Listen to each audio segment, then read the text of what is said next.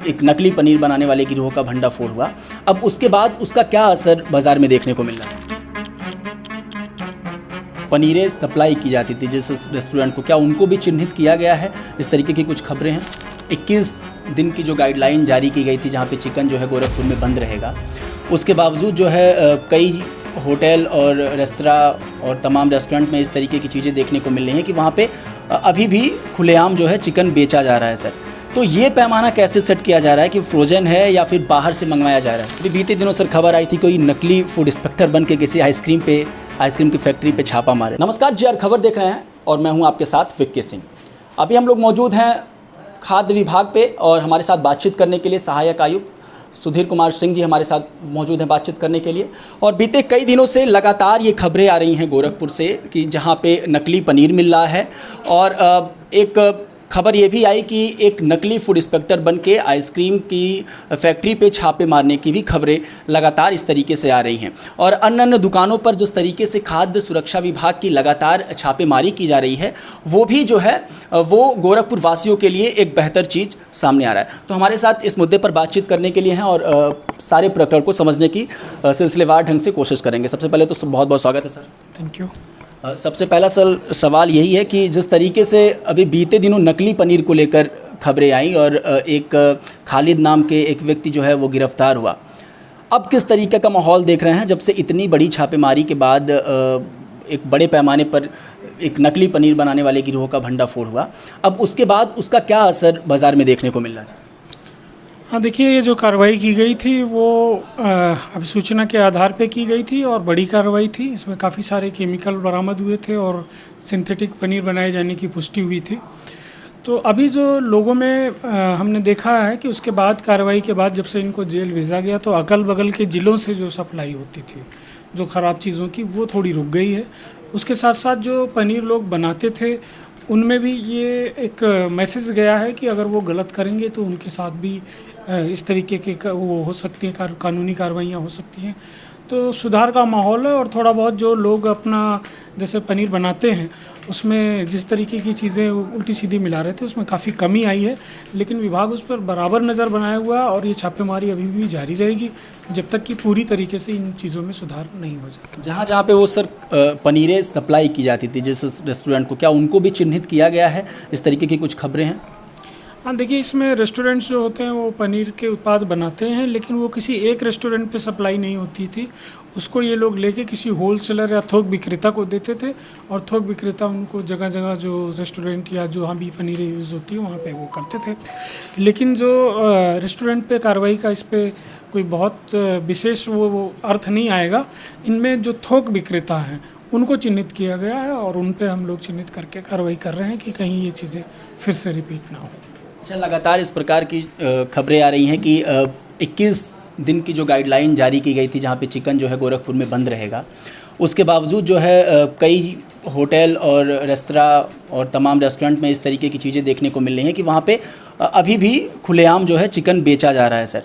तो ये पैमाना कैसे सेट किया जा रहा है कि फ्रोज़न है या फिर बाहर से मंगवाया जा रहा है? हाँ, देखिए, ये गाइडलाइन जारी की गई थी बर्ड फ्लू की वजह से कि जो है चिकन का प्रयोग नहीं होगा। अब ये पुष्टि हो चुकी है कि ये जो चिकन है वो बर्ड फ्लू है वो बत्तख के थ्रू जनरेट हुआ था। लेकिन अभी विभाग सावधानी बरत रहा है। जैसा कि पशु चिकित्सा विभाग ने जो आदेश जारी किया था वो बताया है कि अभी जो सैंपल्स लिए गए थे, चिकन के सैंपल्स और सारी सैंपल्स लिए गए थे, उसकी रिपोर्ट निगेटिव्स हैं। लेकिन जो रेस्टोरेंट हैं उन्हें अभी भी मना किया गया है कि आप यहाँ का जो चिकन है या किसी से लोकल ना ख़रीदें। अगर आपको लेना ही है तो बाहर अगर कोई लाइसेंसी दुकान है ज़िले के बाहर, वहाँ से ले सकते हैं या फ्रोज़न यूज़ कर सकते हैं। वही मैं पूछना चाह रहा था सर, ये निर्धारित कैसे हो रहा है कि ये यहीं के लोग जो हैं वो यहीं आसपास के दुकानों से कहीं ले रहे हैं, चोरी छुपे बिक रहा है, या फिर वो बाहर से ला रहे हैं या फ्रोज़न किया हुआ चीज़ ला रहे हैं?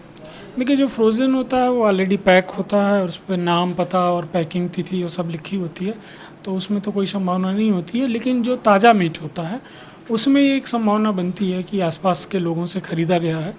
तो इसका हम लोग नज़र रख रहे हैं और अगर ऐसा कोई मामला पाया जाएगा तो निश्चित रूप से रेस्टोरेंट के ऊपर कार्रवाई की जाएगी जिसमें उनका लाइसेंस निलंबन तक हो सकता है। अभी बीते दिनों सर खबर आई थी कोई नकली फूड इंस्पेक्टर बन के किसी आइसक्रीम की फैक्ट्री पे छापा मारे थे। उसके एक दिन उस मामला एक था कि उससे एक बार पहले भी वो इस तरीके की कार्रवाई कर चुके। क्या हुआ उसका पूरा मामला? हाँ देखिए, ये कोई व्यक्ति था जो जगह जगह आइसक्रीम की दुकानों पर, चूँकि आइसक्रीम का सीज़न चल रहा तो वहाँ जाके ये लोग अपने को खाद्य सुरक्षा अधिकारी या फूड इंस्पेक्टर बता के और लोगों को धमकाने का मामला सामने आया था। और ये शिकायतें कई जगह से आ रही थी और उस व्यक्ति को जैसे ही वो वहाँ पे पहुँचे, 2 से आइसक्रीम पे पहले जा चुके थे, उसके बाद वो दूसरी दुकान पे गए थे जहाँ पे वहाँ व्यक्ति ने हम लोगों को खबर दी। तो उसके बाद हम लोगों ने उसको पुलिस को सूचित करने को कहा। फिर उस व्यक्ति को थाने लाया गया। थाने लाकर उनकी जो पहचान है वो पूरी की गई।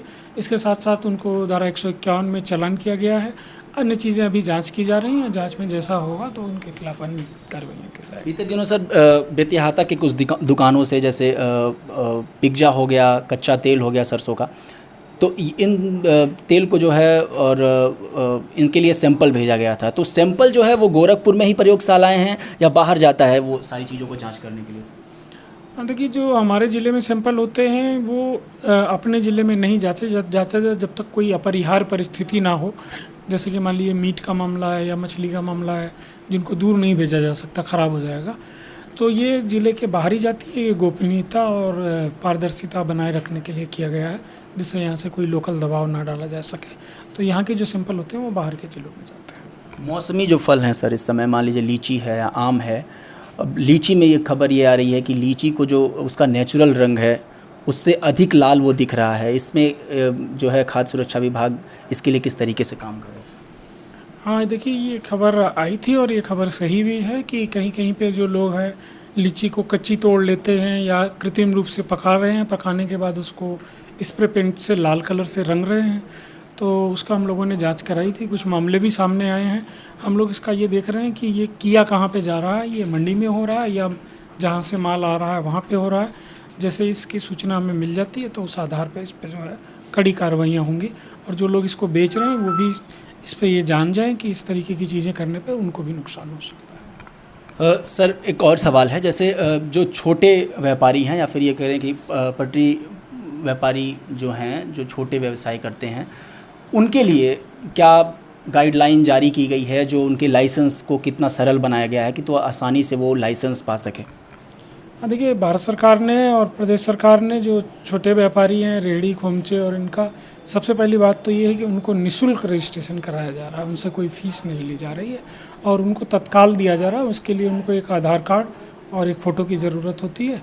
उसको लेके उसको प्राप्त कर सकते हैं। वो चाहें तो किसी कंप्यूटर सेंटर से जो CSC हैं वहाँ से करवा सकते हैं या फिर विभाग में आकर संपर्क करके अपना बना सकते हैं। उनके लिए उन्हें कोई फ़ीस नहीं देनी पड़ेगी। जो जंक फूड वगैरह बेचते हैं, जो ठेला लगाते हैं लोग, उनके लिए कैसी गाइडलाइन है सर? मतलब वो बहुत अधिक पालन इस चीज़ का नहीं कर पाते हैं। जो खाद्य सुरक्षा मानक है उसका पालन जो है वो देखने को नहीं मिलता। सार्वजनिक स्थानों, चाहे स्कूल हुआ या और अन्य जगह हुए, वहाँ पे खुलेआम जो जंक फूड बिक रहे हैं उसके लिए क्या एक पैमाना सेट किया गया है और उसके लिए क्या कुछ कार्रवाई जो है आगे निर्धारित की गई है? देखिए, जो छोटी छोटी दुकानें हैं या जो इस तरीके से रेहड़ी पटरी व्यवसायी हैं, जंक फूड या उसको कह सकते हैं हम कि स्ट्रीट फूड इसको ये लोग बेचते हैं, उसमें हम लोग जो मानक रख रहे हैं कि सबसे ज़्यादा जो ज़रूरी है वहाँ की हाइजीन। जो quality of material, raw material वो यूज़ कर रहे हैं वो अच्छी क्वालिटी का होना चाहिए। खुले में ना बेचें और इसके साथ साथ अपना पंजीकरण लाइसेंस जो है वो भी प्राप्त कर लें। तो इसके लिए हम लोग, जो हमारे पास बैन है, फूड सेफ्टी बैन है, जो मोबाइल लैब है, उसको जगह जगह भेज रहे हैं और वो जाके उनके खाद्य पदार्थों की जांच कर रही है। उस पर हम लोग कोई कानूनी कार्रवाई ना करके सुधारात्मक कार्रवाइयाँ कर रहे हैं। उनको नोटिस जारी कर रहे हैं या उनको ओरली समझा रहे हैं कि आप इसको ऐसे कर लें, दोबारा जांच में ऐसी चीज़ें ना पाई जाए। तो दोनों तरफ से काम हो रहा है, जागरूकता का भी काम हो रहा है और लोगों को जांच करके उनका रिजल्ट भी उस तरीके। गांव में सर खाद्य सुरक्षा मानकों की जो है उतनी ज़्यादा कह सकते हैं जागरूकता नहीं है सर। क्या खाद्य सुरक्षा विभाग इसको लेकर कर रहा है? जो गांव के लोग हैं उनको कैसे ये सारी चीज़ों के लिए जागरूक कर रहा है? क्या कुछ योजनाएं इस तरीके की? हाँ देखिए, जो ग्रामीण हाट हैं और ग्रामीण जो किराना की दुकानें हैं, जनरली लोगों की जागरूकता ना होने की वजह से वहाँ एक्सपायर सामग्री और घटिया सामग्री ज़्यादातर गांव में खपाई जाती है। तो इसको हम लोग ग्रामीण हाट की जांच करा रहे हैं। इसके साथ साथ हम लोगों ने पंपलेट छपवा रखा है, लोगों को उसके थ्रू जागरूक कर रहे हैं। और जहाँ तक हो सकता है कि जो न्यूज़पेपर इत्यादि हैं, जैसे रेडियो और इन सब के माध्यम से भी हम लोग प्रचार प्रसार कर रहे हैं कि कैसी चीज़ों को पहचानें कि क्या असली है, क्या नकली है, क्या खाएं और क्या ना खाएं। तो इससे एक सुधारात्मक पहल की कोशिश की गई है और आगे आने वाले समय में इसमें और जो जागरूकता अभियान है उसको बढ़ाया जाएगा। जुड़ने के लिए हमसे सर बहुत बहुत धन्यवाद। तो सहायक आयुक्त सुधीर कुमार सिंह जी हमारे साथ मौजूद थे। बहुत सारे विषयों पे बातचीत हुई।